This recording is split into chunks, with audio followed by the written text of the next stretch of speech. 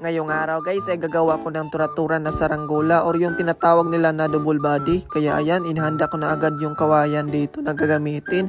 Kaya dito guys ay sinukat ko kung gaano kahaba yung pakpak na gagamitin ko. Nasa 1 dipa at konti. Kaya agad ko na ditong kinayasan yung pakpak niya. So medyo matagal na rin akong hindi nakagawa ng ganito na saranggola guys. Kaya ayun, sinubukan natin ngayon. Sobrang dami na rin kasing nag-request ng ganito guys. Kaya ito, ginawa ko na. Simpleng tura-tura lang po itong ginawa ko guys para madali nyo lang magaya.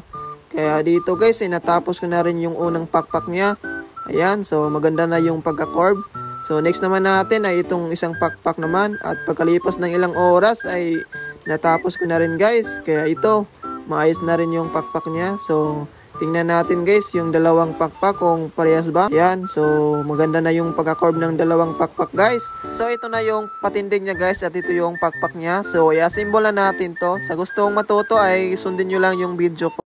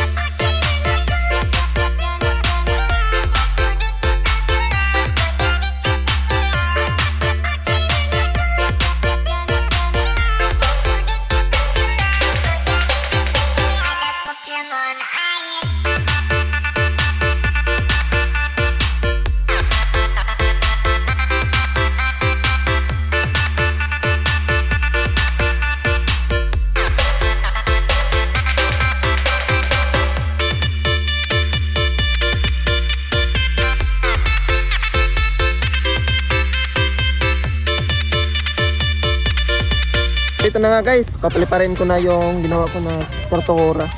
Yan. So nalagyan ko na siya ng sumba. Yan. Film strip yung gamit ko. At may parisukat na din. Yan, yung prisukat natin ay yung 2 tali sa taas. So, ito na guys. Thank you. Yan na. Explain na natin.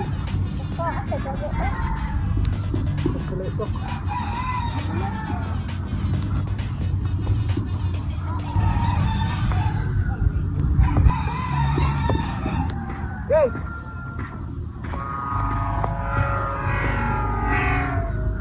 So ito na nga guys, medyo mahina ang hangin sa baba.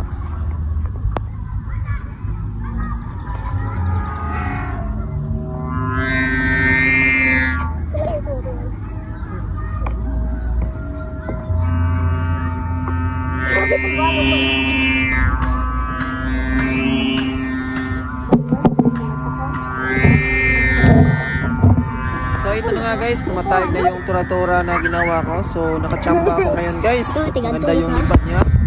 Yan, so ayos.